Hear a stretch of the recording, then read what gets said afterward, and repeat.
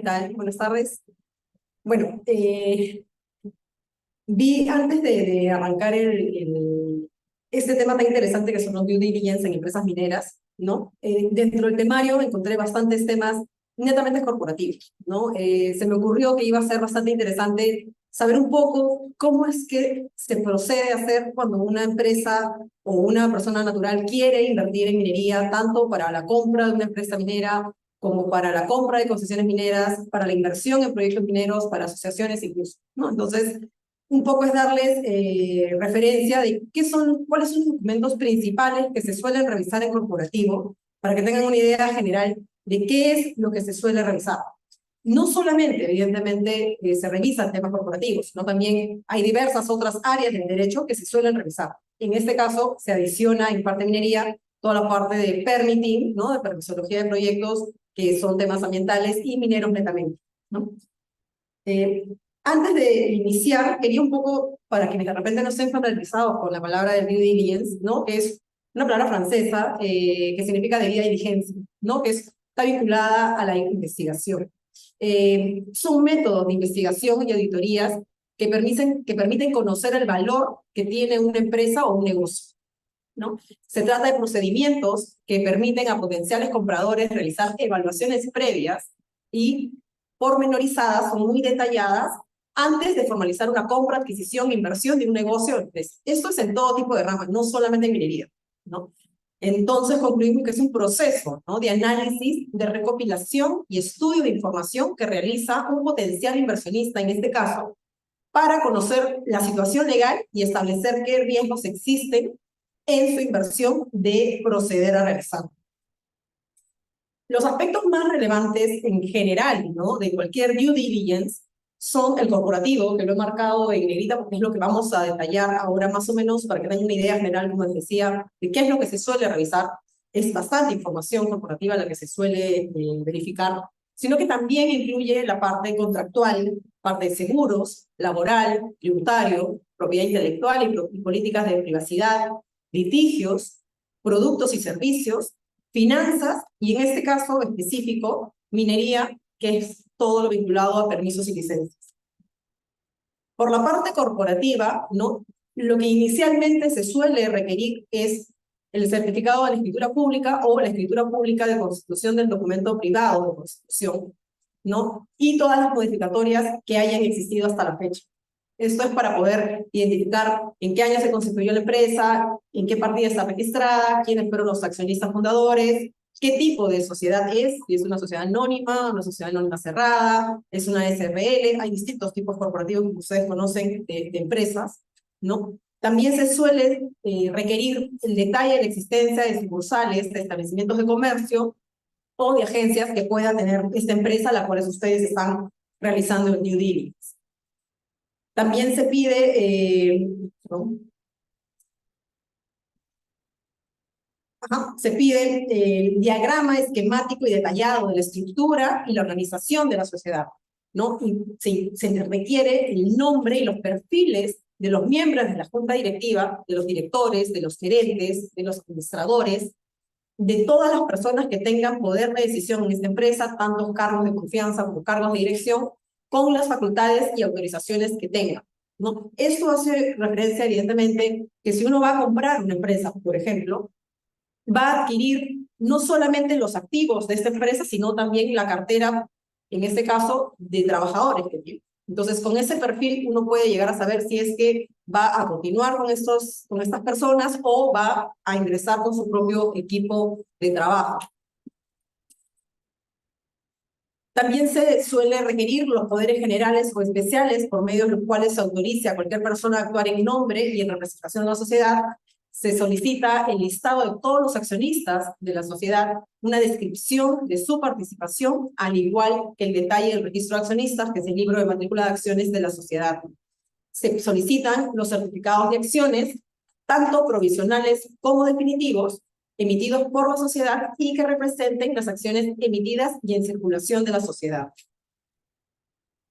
Se hace una revisión exhausta y exhaustiva del libro de actas de Junta General de Accionistas, de decisiones de directorio y de matrícula de acciones. También se requieren los acuerdos de accionistas o de voto que existan entre los mismos accionistas. Esto es muy importante porque si bien la sociedad tiene sus instrumentos o sus formas de trabajar como tal, como empresa, existen acuerdos entre accionistas que también van a ser vinculantes al momento de una inversión de un tercero. Y esos convenios se tienen que terminar respetando sobre el tiempo. También se solicita cualquier acta que cualquier órgano de la sociedad haya emitido y que esté evidentemente contemplado en el estatuto de la sociedad. También se pide el listado de todos los titulares de opciones, garantías, acciones convertibles, deuda convertible, demás derechos pendientes de adquirir las acciones de la sociedad.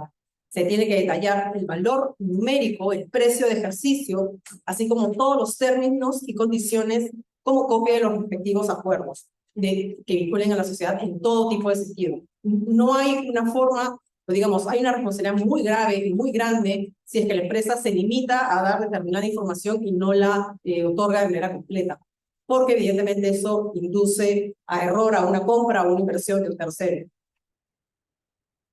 También se pide o se requiere toda la lista de todas las compañías, asociaciones u otras entidades en las cuales la sociedad tenga algún tipo de interés, tanto directo como indirecto, ¿no? Incluyendo una tabla que se muestre la estructura corporativa de la sociedad, sus subsidiarias y afiliadas, así como la vinculación o la relación entre ellas. También se solicitan los estados financieros auditados de los últimos 3 años o desde la constitución de la sociedad en caso sea menor el tiempo, y el último estado financiero del último trimestre del año en revisión. Otra información que también se requiere es sobre las adquisiciones o enajenaciones recientes por parte de la sociedad.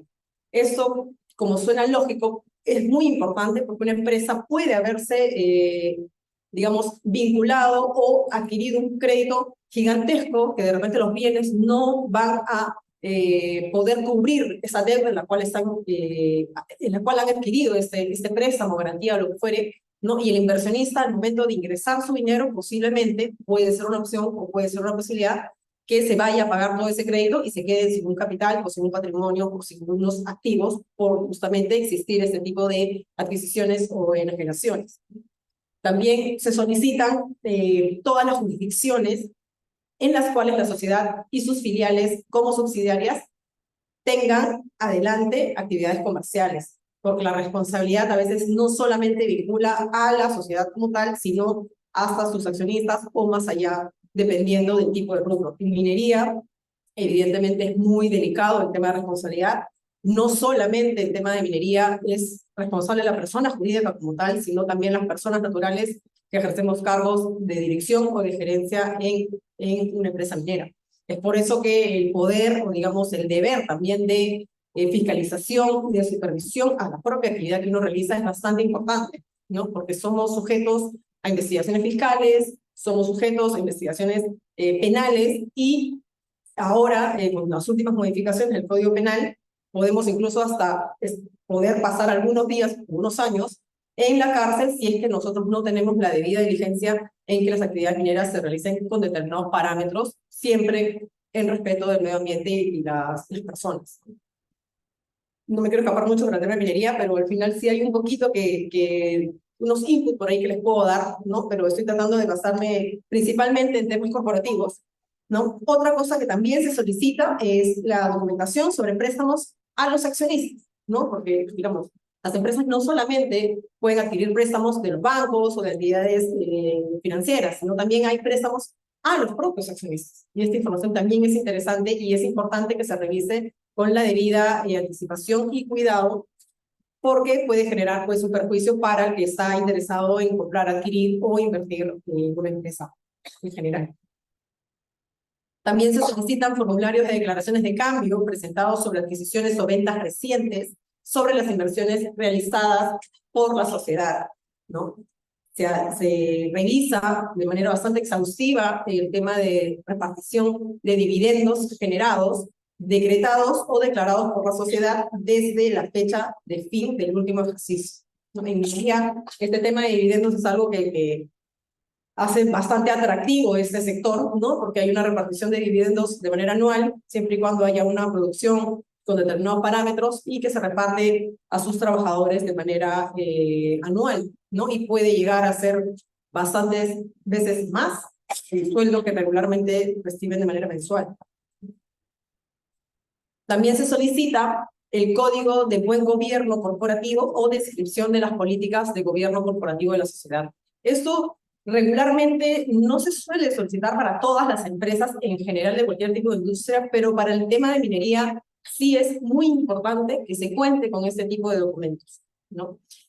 También se solicita la identificación de los miembros de la junta directiva, accionistas y directivos y gerentes, ¿no? Se hace una revisión de que las personas que tengan cargos, al menos en empresas mineras, no contemplen una serie de faltas penales, no tengan procesos judiciales en trámite ni en investigación, no tengan condenas, ¿no? Porque los que estamos a cargo de empresas mineras tenemos que solicitar permisos sobre insumos que son fiscalizados, no solamente por la SUNAT, sino también por la policía, ¿no? Estos insumos, si bien se usan para la minería, también se usan para el narcotráfico y también se usan para el terrorismo. Entonces, hay muchos insumos que si el directivo que está solicitando se emitan estos insumos químicos, si vienen fiscalizados, que se llaman los IQBFs, están con condenas, con procesos, simplemente asiste a la empresa, no se lo van a otorgar, ¿no? Entonces, es bien importante de que estas personas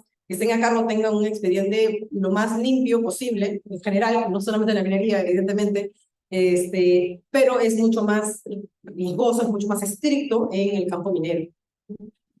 Justamente a colación de lo último que mencionaba, es que también se solicita el sistema de prevención de lavado de activos y financiamiento del terrorismo, que es el SPLAT, y el oficial de cumplimiento, ¿no? El oficial de cumplimiento, que de repente la mayoría saben cómo funciona, ¿no? Que es esta persona que no tiene necesariamente que ser un gerente, ni un administrador, ni un cargo de confianza, puede ser cualquier trabajador o incluso un externo que pueda tener algún tipo de acceso a información de la empresa y si ve algo que esté de repente sospechoso, vinculado al terrorismo, lavado de activos, pueda reportar a la SBS para que se inicien las investigaciones de caso. Ahora, quería un poquito comentarles, bueno, en minería hay muchos tipos de actividades mineras, ¿no? Están las actividades mineras de exploración, las actividades mineras de explotación, de beneficio, que es el procesamiento de minerales, hay de transporte minero, que es por donde se transporta, no los camiones, ¿no? Son unos mineroductos que le llaman, que es de donde sale el mineral desde una planta, por ejemplo, Antamina en Guarmey, y va hasta el puerto, ¿no? Entonces hay distintos tipos de actividades mineras. Cuando uno está viendo una empresa minera, tiene que necesariamente solicitar los permisos. Los permisos de una empresa minera son documentos que te autorizan a iniciar o a reiniciar o iniciar actividades en el tipo de actividad minera que tú estás requiriendo. Y son permisos que es el activo fijo más importante incluso de la empresa minera porque es lo que toma más tiempo y lo que es más complejo en poder obtener en una empresa minera. Entonces, evidentemente por el poco tiempo que tenemos no puedo hacer una exposición para explicarles un due diligence de todos los tipos de actividades mineras, ¿no? Que son 9 las que nuestra ley general de minería contempla, pero quise concentrarme o centrarme en una que es sobre las plantas de beneficio, ¿no? Aquellas industrias o refinerías, como a veces uno lo ve, que procesan mineral, ¿no? Puede ser oro, puede ser polimetálica, puede ser de procesos de flotación, procesos de lixiviación, dependiendo del tipo de planta de beneficio y el mineral que tú estés queriendo procesar. Entonces, no solamente me quedé en el tema de planta de beneficio, sino en una planta de beneficio que está en proceso de formalizarse, ¿no? Ese proceso de formalización, deben recordar hace un par de años, ¿no? Casi llegando a Navidad, tuvieron unas huelgas en el sur, por Chala y Arequipa, de estos mineros informales que salieron a reclamar que el plazo de formalización se extienda, porque ya se había vencido el plazo para que ellos, digamos, hagan actividades de acuerdo a ley, ¿no? Justamente este es un ejemplo de esta industria que tienen estas personas que son las plantas de beneficio informales, ¿no? Para que un poco tengan idea, no solamente de la minería formal, sino también la informal, y que es legal, no tiene ningún tipo de tema típico, no es informal, es distinto al legal, ¿no? ¿Qué es lo que se suele solicitar para una empresa o un inversionista que quiera invertir en una planta de beneficio de una persona o de una empresa informal, pues se solicita el REINFO, que es el Registro Integral de Formalización Minera, ¿no? De la planta de beneficio y o del procesamiento de los minerales. Se solicita la constancia de posesión donde se ubique la planta de beneficio o la autorización del terreno donde se encuentra esa planta de beneficio. Se solicita el IGAFOM, que es el instrumento de gestión ambiental de fiscalización para la formalización de actividades de pequeña minería y minería artesanal. Y también se solicita el CIRA, que es el certificado de inexistencia de restos arqueológicos. Luego hay unos pocos más permisos que se piden para este caso en específico de las plantas de beneficio informales, ¿no? Que son los permisos de autoridad de agua vinculados a temas hídricos, porque la minería sin agua pues lamentablemente no funciona, y tienen que tener permisos teniendo en cuenta la población que existe y la prelación que existe en temas de agua, ¿no? Que primero es el consumo humano, luego viene el consumo agrícola y en algunos de los últimos está la minería. También se solicitan los permisos de licencias para la construcción de esa planta que se tiene interés en adquirir a través de una empresa minera. Se solicita la resolución de aprobación de inicio o reinicio de actividades de esa empresa, la cual autorice, es más o menos como una licencia de funcionamiento, por hablarlo de manera municipal, en minería. Se solicita el registro para control de bienes fiscalizados, que es lo que les mencionaba en el QBF, ¿no? Y se solicita el registro de comercializadores y procesadores de oro, por ejemplo, en este supuesto. Finalmente, la empresa que solamente se dedican a procesar mineral, además de lo corporativo y lo minero que ya se ha explicado, se solicita también de dónde viene el mineral que ellos procesan, ¿no? Entonces viene un requerimiento adicional de cómo tienen o qué condiciones tienen que tener los vendedores de ese mineral en bruto para yo poderlo procesar. Y ese es el listado, ¿no? de los temas que se solicitan, ¿no? La ficha RUC, el DNI, la copia, la vigencia de poder, guía remitente, guía de transportistas, el certificado literal de la persona jurídica de ser el caso, ¿no? Y también el reinfo de este vendedor de mineral en bruto que es para procesar. Entonces he tratado de ser lo más rápido posible porque el tiempo me gana, pero quería también enseñarles, no sé si pueda... Había un Excel que había enviado.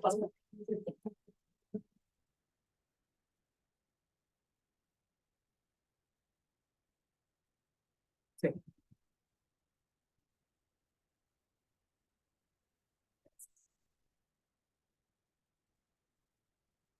Entonces un poco quería, no les voy a detallar cada uno de los ítems que se revisan en un due diligence general de empresa, del tipo que fuera, pero al menos en esta media hora que tengo he podido un poco explicarles la parte corporativa. Pero quería, sin embargo, quería enseñarles, ¿no?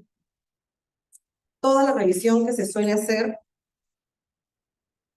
para las demás áreas, ¿no? En contratos, por ejemplo, se hacen revisiones de qué contratos existen, contratos materiales, temas mercantiles, se hablan sobre contratos de compromisos de compraventa, contratos firmados con entidades estatales, acuerdos de confidencialidad, comunicaciones por incumplimiento a cualquier acuerdo material, copia de todos los contratos de fiducia que podían existir, cartas de MOUs, cartas de intención, hojas de términos, acuerdos verbales, también se hace un detalle, acuerdos vigentes por el mismo régimen de la propia empresa, garantías, bueno, es una serie de documentos. Luego, toda la parte de seguros, que también se hace una revisión, pólizas de seguro, contratos, temas de siniestros, reclamaciones, cancelación de pólizas, aumentos de primas.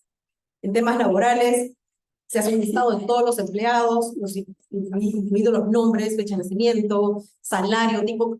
Es bastante, digamos, detallado toda la información laboral que se exige, ¿no? También se piden todos los vouchers de aporte a AFP, tema de CTS, liquidaciones, vacaciones, gratificaciones, ¿no? Los contratos de trabajo que se usan, hay que revisarlos, que sean contratos que no sean desnaturalizados en el camino, que no sean, si son a término o si han debido ser indeterminados, ¿no? Informar qué tipos de pagos, qué tipo de trabajadores o de locadores existen en planilla o que están fuera de planilla, si son por recibo por honorarios.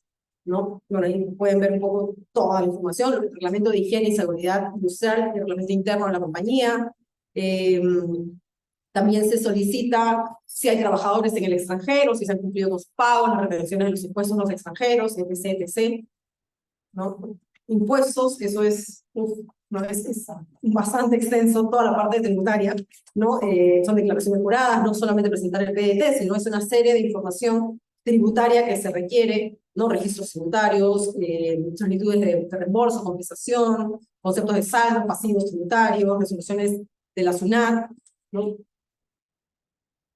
Luego también temas de propiedad intelectual, políticas de privacidad, listas de marcas registradas, marcas en trámite, marca que usa la compañía, qué tipo de modelos de utilidad, códigos de fuentes, nombres comerciales, nombres de dominio, bastante la información, como les digo, que se revisa, ¿no? También temas de patentes, información relativa a honorarios no pagados, registros, solicitudes y fechas de renovación de derechos de propiedad intelectual. Y quedan dos puntos más, que es el tema de litigios, que es bastante amplio, pero abarca cualquier tipo de área, incluida la administrativa, y productos y finanzas, que son justamente los productos, los principales productos y servicios que comercializa cada empresa, ¿no? El tema financiero está muy vinculado al tema de tributario, ¿no? De impuestos, que habla también del tema de ingresos, costos y gastos operacionales, cuentas de balance, todos los asuntos contables, que son bastante engorrosos, la verdad, y en este cuadro no he incluido la parte de minería porque es un submundo que podríamos, como les decía al inicio, poder separar en parte de explotación, comercialización, beneficio, transporte minero, labor general, cateo, prospección. Son 9 tipos de actividades mineras y son bastantes empresas mineras que se dedican a cada una de ellas, ¿no? Es casi imposible, creo que nunca he visto una empresa minera que pueda haber los 9 tipos de actividad minera, ¿no? Siempre se focalizan en 2, 3 o a veces en una, ¿no? Pero, digamos, es un submundo cada